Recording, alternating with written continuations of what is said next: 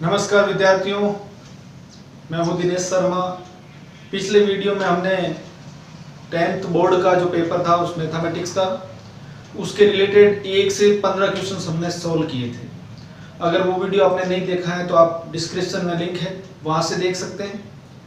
तो आगे आज हम शुरू करेंगे नेक्स्ट पार्ट, जो कि 16 से लेकर 25 तक 2 प्रश्न है, वो हम आज सोल्व करेंगे। तो देखिए क्वेश्चन स्टार्ट करते हैं। एक बात बता दूं, इस बार पेपर बहुत इजी आया है, बहुत सरल आया है, तो इस बार भी मार्किंग आपकी अच्छी रहनी चाहिए। मैं आशा करता हूं कि आपके अच्छे मार्क्स आए, अच्छे परसेंटेज आए। तो देखिए क्वेश्चन स्टार्ट करते हैं। 16 नंबर क्वेश्चन आपके दे रखा है, द्विघात बहुपद x स्क्वायर, द्विघात बहुपद दे रखा है x square minus 2x minus 15 के शून्य ज्ञात कीजिए और बहुपद के शून्यकों व गुणांकों के मध्य संबंध की सत्यता की जांच कीजिए। तो संबंध की सत्यता की जांच करने के लिए हमें alpha plus beta minus B upon A और alpha beta C upon A, ये 2 फॉर्मूले काम में लेने पड़ेंगे। उससे पहले इसको हम अभाज्य गुणन विधि द्वारा सरल करेंगे, इसके फैक्टर बनाएंगे। तो देखिए मैं इसको ब्रेक करता हूं सिंपल। 15 का और 2, इन दोनों को देख के हमें 2 पेयर बनाने। तो आपने करे होंगे क्वेश्चन, में डायरेक्ट कर रहा हूं। देखिए यहां से हम सोल्व करेंगे, इसके पेयर बनेगा ये 3 माइनस 5 कितना होगा -2 और 3 × 5 कितना होगा -15। तो ये हमारा पेयर बन जाएगा। यहां से हम x कॉमन लेंगे तो x + 3 बचेगा। यहां से हम 5 कॉमन लेंगे तो x + 3। यहां से हम सोल्व करेंगे x + 3 कॉमन लेंगे तो यहां अंदर होगा x - 5।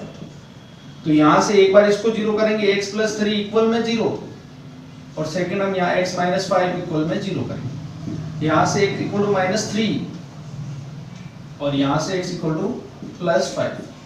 तो यहाँ से ये अल्फा हो गया, यहाँ से ये बीटा हो गया। तो यहाँ से हम अल्फा प्लस बीटा फाइंड करेंगे, क्योंकि हमें जांच करने का भी बोला है। तो अल्फा प्लस बीटा मींस इन दोनों को प्लस करना है। -3 + 5 आंसर हमारा 2।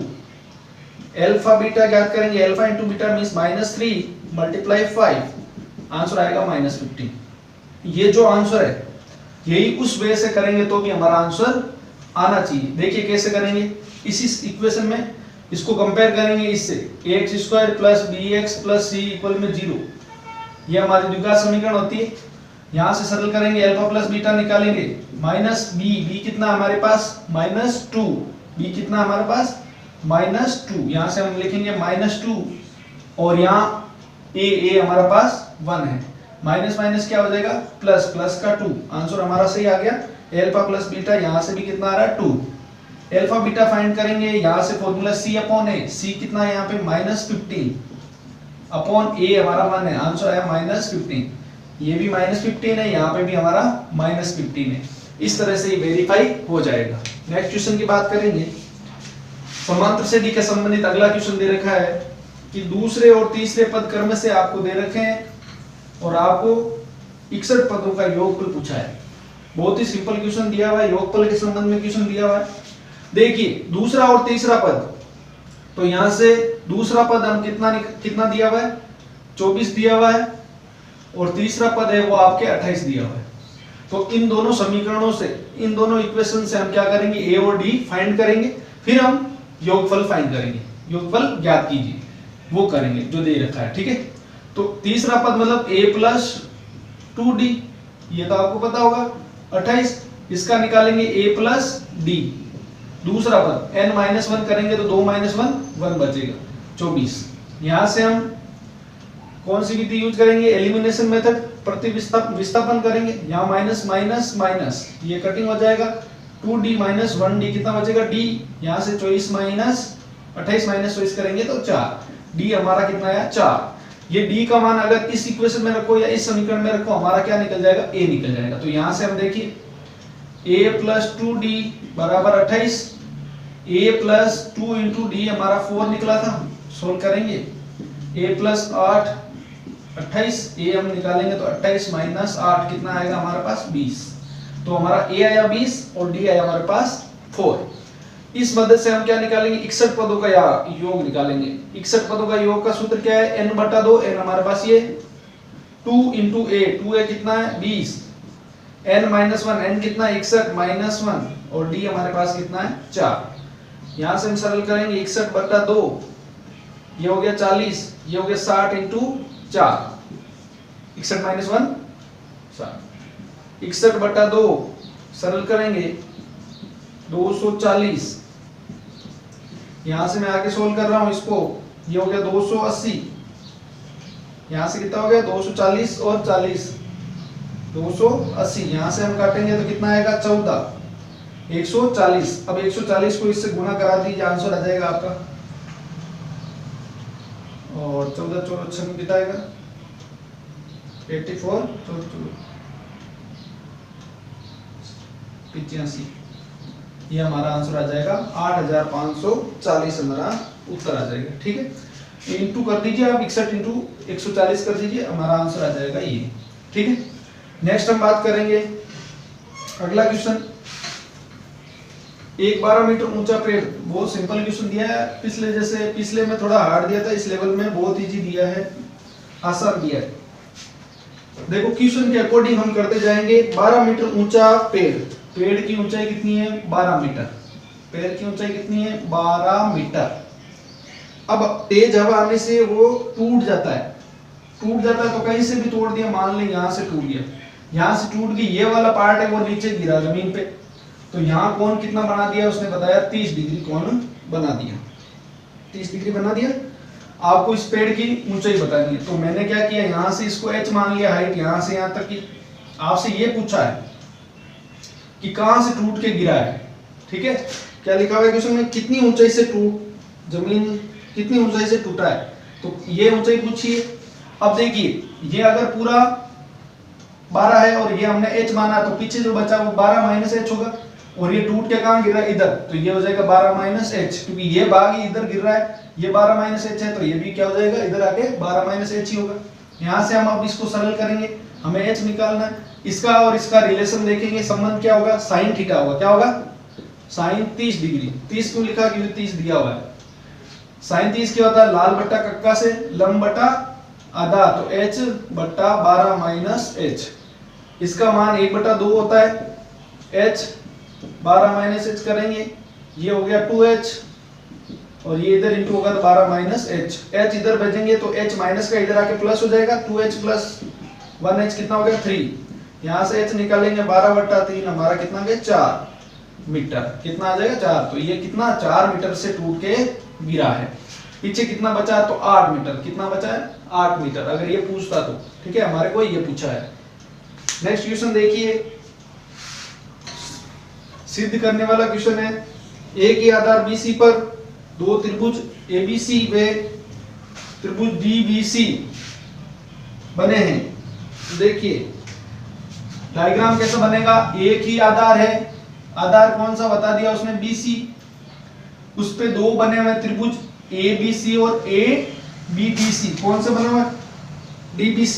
ठीक है, तो एक बना हुआ इधर, यहां से ये मान लीजिए ABC, और एक दूसरा बना हुआ इसी आधार से, कौन बना हुआ है DBC, और ये यहां से जो इसको मिला रहा है, इसको इससे, ये इसको O पे कट कर रहा है, कहां पे कट कर रहा है O पे कट कर रहा है। तो आपसे क्या पूछा है, त्रिभुज ABC का क्षेत्रफल बटा त्रिभुज DBC का क्षेत्रफल क्या आना चाहिए, AO बटा DO, तो AO बटा DO।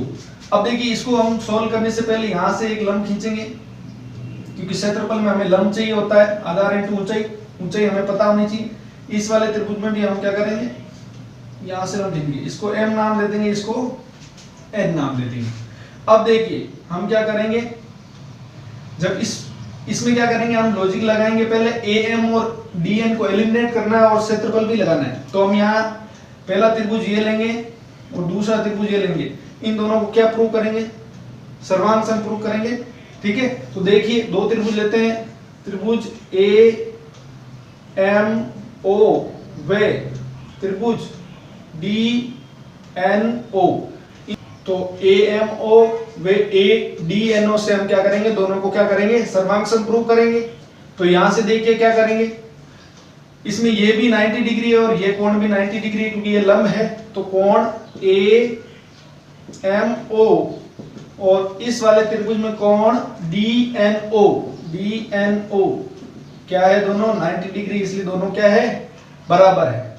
ये दोनों कोण भी आपस में क्या है, बराबर है, क्योंकि ये दोनों कोण क्या है, शीर्षाभिमुख कोण है, इसलिए ये दोनों भी क्या होंगे, बराबर होंगे, वर्टिकल अपोजिट एंगल है। तो इनको भी कैसे लिखेंगे, AOM और इधर DON, ये क्या लिखेंगे, रीजन शीर्षाभिमुख कोण। कौन से कोण है, शीर्षाभिमुख कोण है। दोनों से क्या हो गया, कौन से रूल से, कोण कोण नियम से, कोण कोण नियम से क्या लिखेंगे, दोनों त्रिभुज AMO व AMO और DNO क्या हो जाएंगे,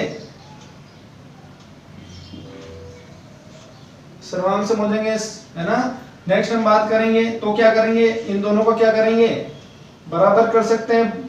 तो AO और DO, दूसरा AM और DN बराबर लिख सकते हैं, क्योंकि ये दोनों क्या है, हमने सिमिलर को प्रूव कर दिया है। यहां से इक्वेशन नंबर 1 दे दीजिए। अब देखिए हम त्रिभुज लेते हैं बड़ा वाला, त्रिभुज ABC का क्षेत्रफल, तो 1/2 इंटू आधार, आधार हमारा कितना BC और ऊंचाई हमारे पास इस ट्रायंगल में क्या है, AM। अब इसी के बट्टा में लिख दो, क्योंकि हमें जो क्वेश्चन दिया है इसी हिसाब से दिया, इसी के बट्टा में त्रिभुज किसका DBC का क्षेत्रफल निकाल देते हैं और इसके ही बट्टा में लिख देंगे 1/2, इसका आधार भी कितना है BC और ऊंचाई इसकी कितनी होगी DN। यहां से जब इसको सरल करेंगे ये दोनों पार्ट कट जाएंगे, यहां बचेगा AM/DN और AM/DN हमने क्या कहा, AO/DO होता है, तो इसके बराबर में भी क्या लिख सकते हैं, AO/DO। तो ये जो है और ये यहां से दोनों को बराबर लिख सकते हैं, तो ये दोनों क्या हो जाएंगे, हेंस प्रूव हो जाएंगे, हमारे सिद्ध हो जाएंगे।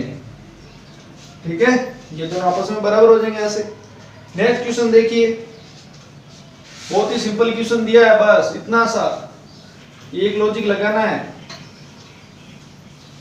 नेक्स्ट क्वेश्चन देखिए, आपको डायग्राम दिया गया है, डायग्राम दी गई आकृति में चतुर्भुज ABCD, देखो डायग्राम दिया हुआ आपका, ये डायग्राम ऐसा, यहां से आपका A से यहां आ रहा है, फिर यहां आ रहा है, फिर एक यहां और एक यहां, A B C और D, और यहां से आपका ये ऐसे दिया हुआ है। ठीक है, अब देखिए यहां से कंडीशन क्या दे रखी है, इसमें AB बराबर दे रखा है AC बराबर AD, ये आपको कंडीशन दे रखी है, मतलब AB है, ये AC है और ये AD है, तीनों आपस में बराबर है। इसका मतलब ये क्या है भाई, सेंटर है इस वर्ग का, क्योंकि ये बराबर है मतलब ये त्रिज्या है, तीनों बराबर है। इसका मतलब A क्या है भाई, अंत्य केंद्र है, क्या है, किसका अंत्य केंद्र है, वृत्त का, किसका, वृत्त का अंत्य केंद्र है, याद रखिए। देखिए अगर अंत्य केंद्र है तो यहां से हम क्या करेंगे, एक लाइन खींचेंगे डैश डैश करके। अब देखिए हमें जो क्वेश्चन में प्रूव करना है वो दिया हुआ है एंगल BAD, ये होना चाहिए 2 एंगल BDC प्लस CBD इसके बराबर। तो देखो BAD पूरा एंगल है, तो इस पूरे से हम निकाल नहीं सकते, हम दो भागों में तोड़ेंगे, एक बार इसका निकालेंगे, एक बार इसका निकालेंगे, ज्वाइन करेंगे। तो देखिए हम निकालेंगे ट्रायंगल BAC, ट्रायंगल कौन सा, ट्रायंगल तो पूरा है, एंगल कौन सा, BAC। एंगल BAC किसके इक्वल होगा, तो एंगल BAC वो इक्वल होगा इसके, किसके इक्वल होगा, इसके, BDC एंगल कौन सा, ये वाला एंगल, ये वाला एंगल किसके इक्वल होगा, इस वाले, सॉरी इस वाले एंगल के। ठीक है, तो लिखेंगे 2 एंगल BDC। सेकेंड हम कंडीशन देखेंगे दूसरे वाले ट्रायंगल की, तो ये CAD या DAC कोई भी ले लीजिए, DAC ये भी डबल टाइम होगा किसके, इस वाले के। तो देखिए क्या लिखेंगे, एंगल ADB क्या लिखेंगे, एंगल ADB का डबल होगा। इन दोनों को इक्वेशन 1 दे दीजिए, इक्वेशन 2 दीजिए, दोनों इक्वेशन को क्या कर दीजिए, प्लस कर दीजिए, इक्वेशन 1 प्लस इक्वेशन 2 कर दीजिए। तो इधर आएगा BAC प्लस DAC बराबर इधर 2 BDC प्लस 2 ADB। ठीक है, अब यहां से इस अब BAC और DAC दोनों मिला के वापस क्या बनेगा, ये कौन सा, BAD। तो यहां बन जाएगा इन दोनों को मिला के BAD, इनमें 2 कॉमन ले लेंगे, क्या बनेगा, BDC प्लस ये 2 बार आ गया ADB। ये हमें प्रूव करना था, हैंस प्रूव लिख सकते हैं आप। ठीक है, इस तरह से ये वाला क्वेश्चन हो जाएगा, क्वेश्चन नंबर हमारा 20। नेक्स्ट हम बात कर रहे हैं 21 नंबर क्वेश्चन की। त्रिभुज दे रखा है, ABC की भुजा BC के वर्त बिंदु P पर बाह्य स्पर्श करता है। आपके पास क्वेश्चन पेपर है तो आप देख लीजिए वहां से। तथा अन्य 2 भुजाएं AB और AC को बढ़ाने पर क्रम से बिंदु Q व R पर स्पर्श करता है। तो देखिए ये डायग्राम ऐसा बनेगा, ये आपके पास एक ट्रायंगल है ABC, यहां से ये एक सर्कल टच करके बना हुआ है यहां ऐसा, तो इसको टच करता है, इनको आगे बढ़ाने पे टच करता है Q पे, इधर टच करता है R पे, यहां ये P है, ऐसे दे रखा है। अब देखिए वर्त के आगे भी कोई स्पर्श रेखा आती है तो वो स्पर्श रेखा उस बिंदु से क्या बनाती है, समान दूरी होती है। तो देखिए एप्लीकेशन देखिए, यहां से अगर वर्त है और स्पर्श रेखा खींची है तो बराबर होगी। देखो ये जो साइड है इस साइड के बराबर होगी, ये साइड इस साइड के बराबर ही होगी, और ये जो साइड है वो इस साइड के बराबर होगी। तो अपन लिखेंगे BP बराबर हो जाएगा PC और BP बराबर होगा BQ, सॉरी BP बराबर होगा BQ के। दूसरी बात करें CP बराबर होगा CR के, CP बराबर किसको होगा, CR के। एक और कंडीशन AQ बराबर किसके होगा, AR के। तो इस कंडीशन को ले लेते हैं, AQ बराबर AR, ये कंडीशन देखेंगे। AQ को क्या लिख सकते हैं, AQ को क्या लिख सकते हैं, AB plus BQ, AB plus BQ। यहां से इसको ले लेंगे AR, AR को क्या लिखेंगे, AC plus CR, AC plus CR। तो ये एक इक्वेशन यहां से आप बना लीजिए, ये एक इक्वेशन आ गई। अब हम क्या करेंगे, नेक्स्ट कंडीशन हम क्या निकालेंगे, त्रिभुज ABC का परिमाप, ABC का परिमाप, क्योंकि हमें सिद्ध करना है, यही दिया हुआ है। ABC का परिमाप क्या होता है, तीनों भुजाओं को योग, AB plus BC plus CA, यही होता है। अब यहां से AB को मैं सेम रखता हूं, BC को 2 भागों में तोड़ देता हूं, BP plus PC, BP plus PC और ये CA, इन दोनों को मैंने कंबाइन लिख दिया, AB प्लस PB और AC plus CA, AC plus CA, AC plus CA को यह लिख सकते हैं। अब देखिए यहां से मैं क्या करूंगा, इसको थोड़ा और सिंप्लीफाई कर देता हूं ताकि यहां हम पुट करें। AB BQ को अपन क्या लिख सकते हैं, BP, यहाँ AC और यहाँ CR किसके बराबर है, CP के, ये भी लिख सकते हैं इक्वेशन नंबर 1। अब ये PC और AC को क्या लिख सकते हैं, AB प्लस BP। अब ये दोनों दो टाइम है तो 2 क्या हो जाएगा, AB plus BP। AB plus BP क्या होता है, देखो AB प्लस BP। अब ये BP वापस क्या लिख सकते हैं, BQ लिख सकते हैं। तो AB प्लस क्या हो जाएगा, BQ। ये इसकी जगह क्या लिख सकते हैं हम, AB प्लस BQ यहां से, ठीक है। तो ये क्या हो जाएगा, अब इस पूरे को क्या लिख सकते हैं हम, 2AB प्लस BQ, वापस क्या लिख सकते हैं इसको, AQ क्या लिख सकते हैं। और इधर हमारा क्या आया, परिमाप क्या होता है, AB plus BC plus CA। अब ये 2 है, हमें सिर्फ AQ चाहिए क्योंकि हमारा क्वेश्चन AQ है, तो ये 2 कहां हो जाएगा, डिवाइड में चला जाएगा किसके, AB plus BC plus CA के। तो यहां से हमारा ये सोल्व हो जाएगा, ठीक है। इस तरह से ये हमारा हैंस प्रूफ यहां से हमने इसको सोल्व कर दिया। नेक्स्ट क्वेश्चन नंबर 22, वर्त की स्पर्श रेखाओं से संबंधित ये जो आपके क्वेश्चन था, इसमें सिर्फ आपको याद रखना है कि वर्त जो स्पर्श रेखा निकलती है उनकी लंबाइयां आपस में क्या होती है, बराबर होती है। ये चीज आपको ध्यान रखनी है। नेक्स्ट देखिए, रचना है जो आपको करनी है, आपको बनानी आनी चाहिए। मैं रफली डायग्राम बना सकता हूं।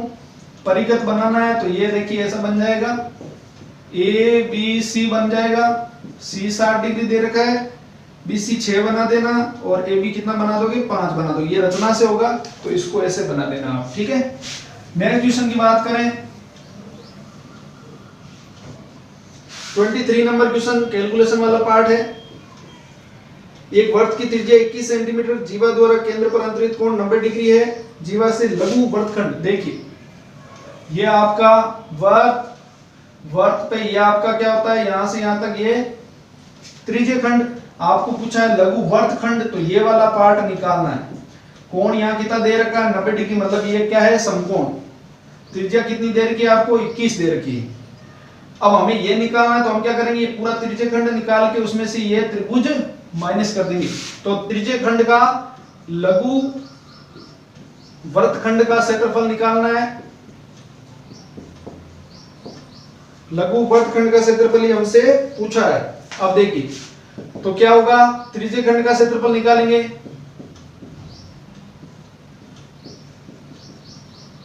माइनस क्या करेंगे, त्रिभुज का नाम दे दीजिए,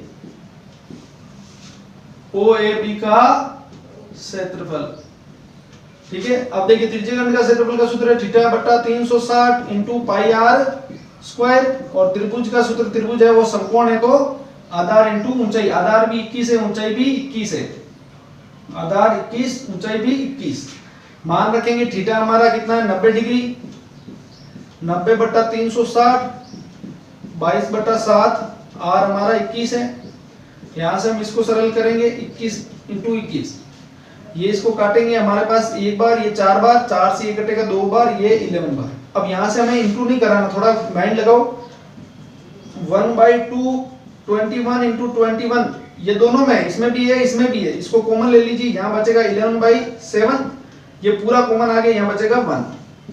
सोल्व करेंगे एलसीएम लेके, 1/2 21 इंटू 21, ब्रैकेट में इसको सोल्व करेंगे, 7 यहां जाएगा, 11 माइनस 7 कितना बचेगा, 4/7। यहां से ये 2 कटेगा, 2 जा 7 कटेगा, यहां से 3 जा, हमारा जो हुआ 21 इंटू 6, सोल्व करेंगे तो 126।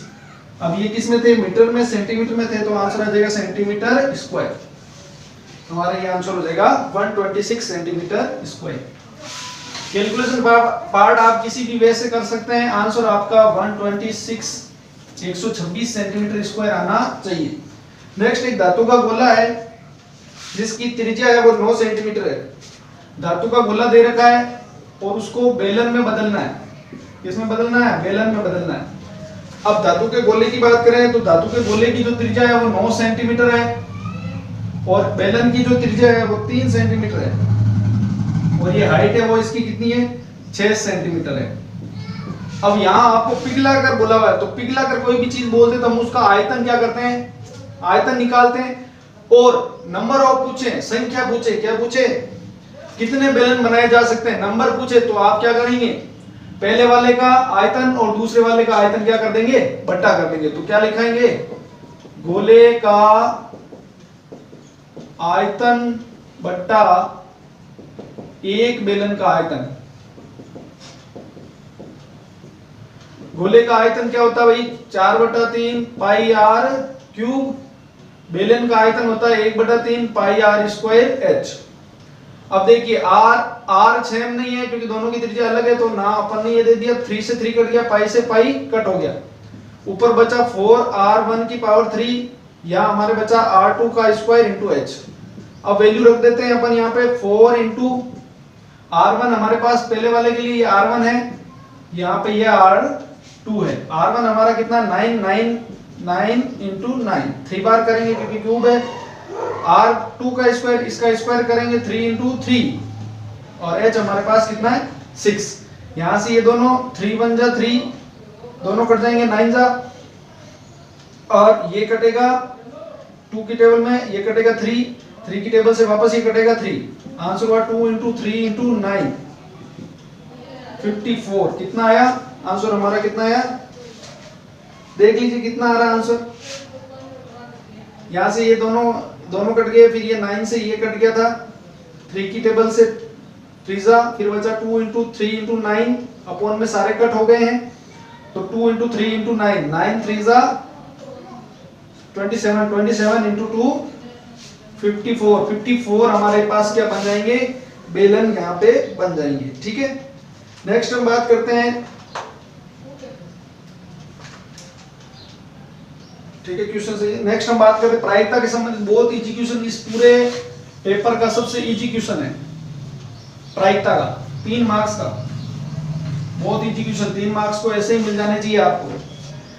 देखिए एक बैग है उसमें 5 तो क्या है व्हाइट बॉल है, सफेद बॉल है, 2 है वो लाल बॉल है रेड, और 3 है वो ब्लैक बॉल है।